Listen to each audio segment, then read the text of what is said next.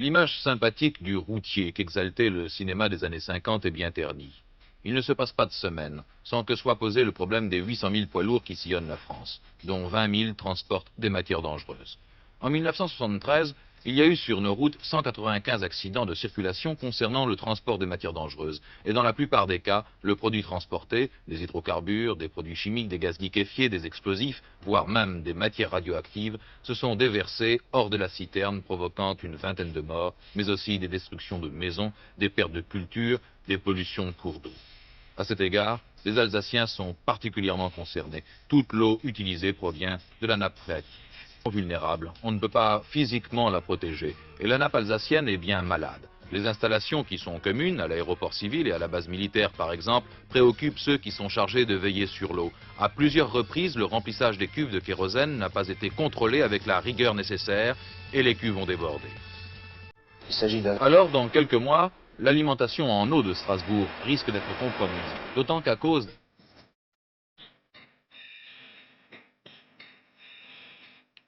il faut aussi que de l'extérieur, on puisse identifier le camion transportant des matières dangereuses. Ils sont soumis à des règles de sécurité particulières.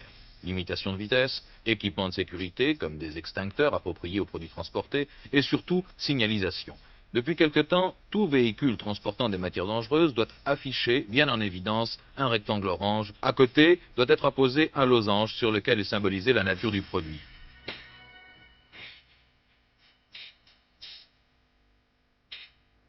Enfin, sur les glaces latérales de la cabine, les consignes à appliquer en cas d'accident doivent aussi être affichées. Les consignes que vous devez afficher. À l'avenir, ce ne sera plus possible. Il y aura un permis spécial pour les poids lourds de fort tonnage. Que l'on réforme le permis, que l'on l'adapte aux engins de notre époque, tant mieux. Encore faut-il ne pas continuer à inciter les chauffeurs à prendre des risques, surtout lorsqu'ils transportent des matières dangereuses.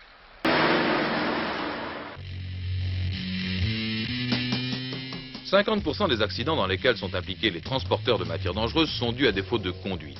Mais 50% le sont parce que les conditions spécifiques de sécurité ne sont pas respectées.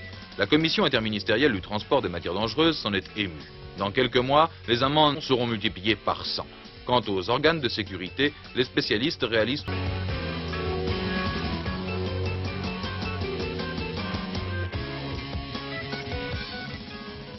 Vous êtes équipé d'un système de frein électrique ?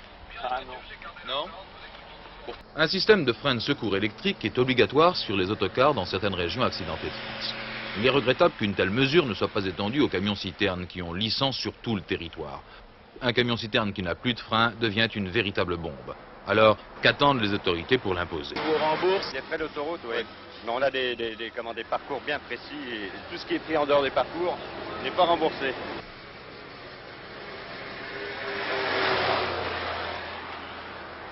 Oui, les grandes entreprises de transport remboursent les péages, mais pas tous. Les tronçons à emprunter sont bien déterminés, mais dans l'ensemble, les chauffeurs n'aiment pas les autoroutes. Ils les trouvent monotones et surtout, ils n'y trouvent pas leur relais routier. Et les restaurants d'autoroute, disent-ils, sont chers et mauvais. Alors faisons le bilan. Le nombre des accidents dans lesquels sont impliqués les camions transportant des matières dangereuses est sans doute faible, mais leur gravité est dramatique. Aussi prudents que puissent être les routiers, aussi sophistiqués que puisse être le matériel, il n'en demeure pas moins qu'il y a toujours des risques. Alors, pourquoi ne pas utiliser le train? Le transport routier, pratiquement, vous garantit à une demi-journée près l'exécution d'un transport. La SNCF ne peut pas le faire dans l'état actuel de son organisation et ces délais atteignent quelquefois plusieurs jours. D'autre part, il faut également ne pas oublier qu'il y a tout le transport de distribution qui ne peut se faire que par la route. Pensez dans le cas des matières très dangereuses comme le chlore.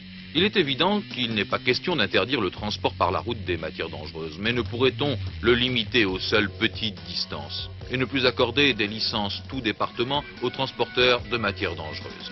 Il serait souhaitable que la SNCF ait une politique commerciale plus agressive, qui la rendrait concurrentielle avec les transporteurs routiers, que ce soit au niveau des délais, que ce soit au niveau des tarifs.